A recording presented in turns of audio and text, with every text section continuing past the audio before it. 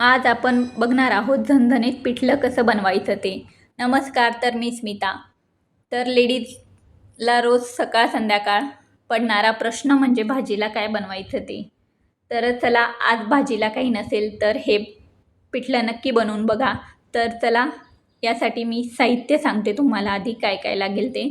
तर हे बघा, आपण इथे बारीक कट करून कोथिंबीर घेतलेली आहे, कांदा देखील बारीक कट करून घेतलेला आहे, त्यानंतर लसूण घेतलेला आहे, जिरे थोडेसे, कढीपत्ता आणि मिरची 5 ते 6 मिरची घेतलेली आहे आणि 1 वाटी इथे बेसन पीठ घेतलेलं आहे. तर सगळ्यात आधी मिक्सरच्या भांड्यामध्ये मिरची टाकून घ्यायची आहे.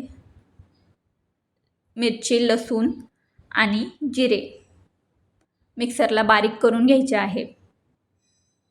आणि लगेचच आपण दुसरीकडे इथे गॅसवर कढई ठेवून त्यामध्ये तेल टाकलेलं आहे. थोडंसं तेल आपलं छान तापलं की त्यामध्ये आपण टाकणार आहोत थोडीशी मोहरी, आणि मोहरी देखील छान तडतडली की त्यामध्ये जाणार आहे थोडेसे जिरे, आणि आपण जो बारीक कांदा कट करून घेतलेला होता तो आपण यात टाकणार आहोत आता. जर तुमच्याकडे कांद्याची पात असेल तर ती देखील तुम्ही बारीक कट करून यामध्ये टाकू शकता, त्याने देखील पिठल्याची टेस्ट छान येते. तर कांदा आपल्याला छान असा तेलामध्ये परतून घ्यायचा आहे. तर कांदा छान परतल्यानंतर आपण जे मिरची, लसूण आणि जिरे बारीक केलेले होते ते आपण त्यामध्ये टाकून छान असं मिक्स करून घ्यायचं आहे. तर हे 1 मिनिट गॅसवर ठेवायचं आहे. छान मिरची अशी परतून द्यायची आहे. लगेच आपण इकडे बेसन पीठ घ्यायचं आहे. बेसन पीठमध्ये थोडंसं पाणी टाकायचं आणि मिक्स करून घ्यायचं छान हाताने. यामध्ये थोड्या गुठळ्या राहिल्या नाही पाहिजे.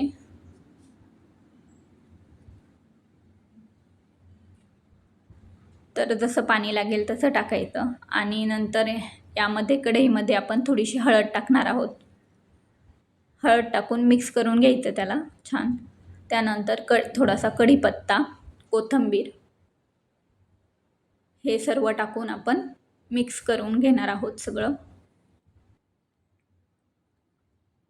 आणि त्यानंतर आपण त्यामध्ये टाकणार आहोत बेसन पीठ. आपण जे मिक्स करून घेतलेलं पाणी टाकून ते त्यामध्ये टाकायचं आहे आणि त्याला देखील छान असं मिक्स करून घ्यायचं आहे.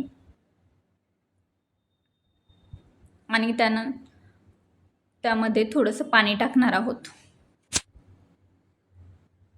तर पिठलं बनवताना पातळ दिसतं हे, पण ते जेव्हा शिजतं तेव्हा ते घट्ट होत चालतं. त्यामुळे बनवताना थोडंसं पातळच बनवायचं आहे. जर तुम्ही त्याला भातासोबत खाणार आहात तर थोडंसं पातळच ठेवायचं.